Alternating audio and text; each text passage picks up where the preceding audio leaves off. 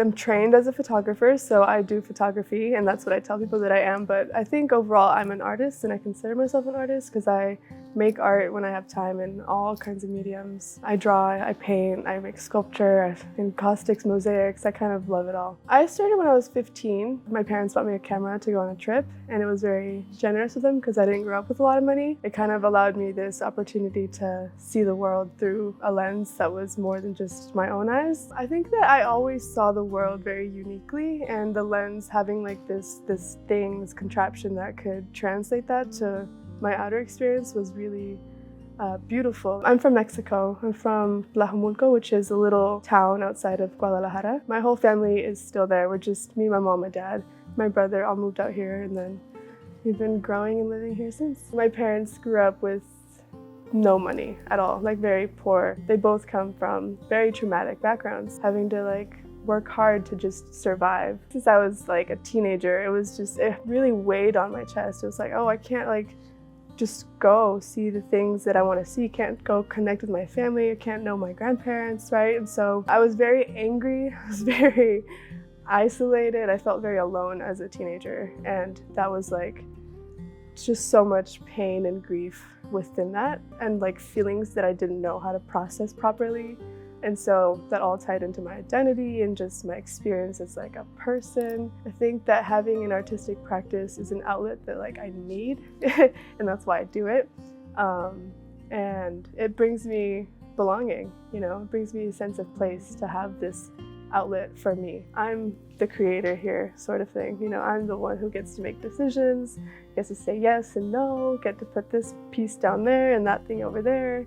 You know, I get to have agency within my artwork. I took photography class in high school. I was very fortunate to get a scholarship to Sonoma Academy, which is a private high school in Santa Rosa.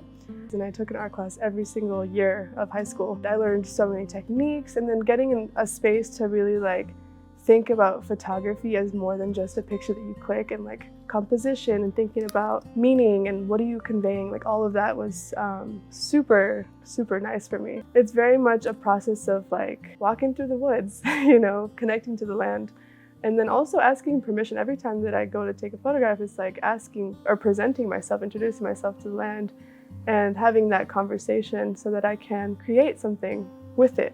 And it's not just me framing it. I make my photographs on handmade paper.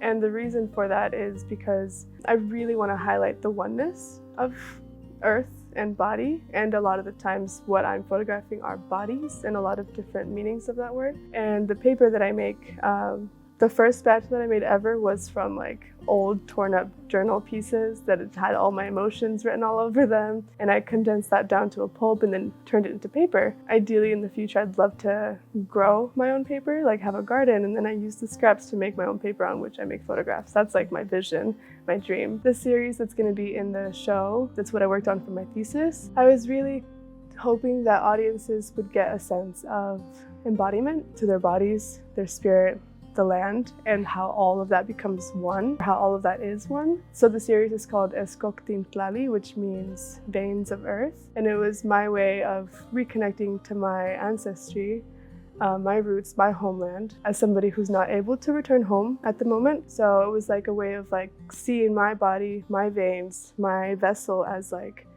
an extension of that land. I like to live my life with gratitude, so I think that making work here is something that I look forward to, and I look forward to finding the why I do things here.